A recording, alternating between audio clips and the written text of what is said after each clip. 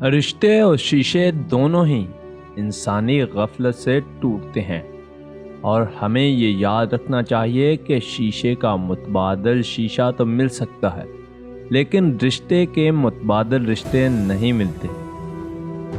ایک بات کہنی ہے، محبت کرنے نکلے ہو تو اتنا ذہن میں رکھنا، انا کی بات نہ سننا، صلے کی آس نہ رکھنا۔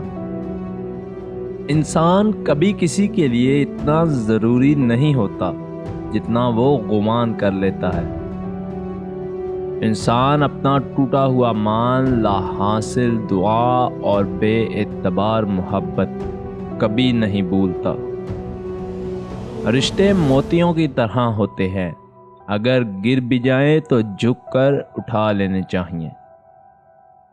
بات کے اندر کی بات سمجھنے کے لیے ذات کے اندر کی ذات سے رابطہ ہونا ضروری ہے۔ آج کل محبت سے زیادہ سچی نفرت کی جاتی ہے، جو منافقت سے پاک ہوتی ہے۔ عشق ہوتا نہیں، اترتا ہے غار دل پر کسی وحی کی طرح۔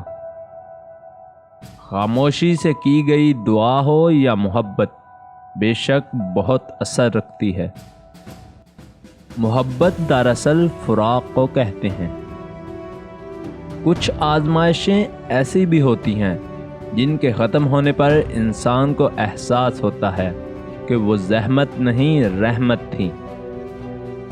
جب آپ کے رشتہ دار آپ کے خلاف بولنے لگ جائیں تو سمجھ جاؤ کہ آپ کامیابی کی راہ پر گامزن ہیں۔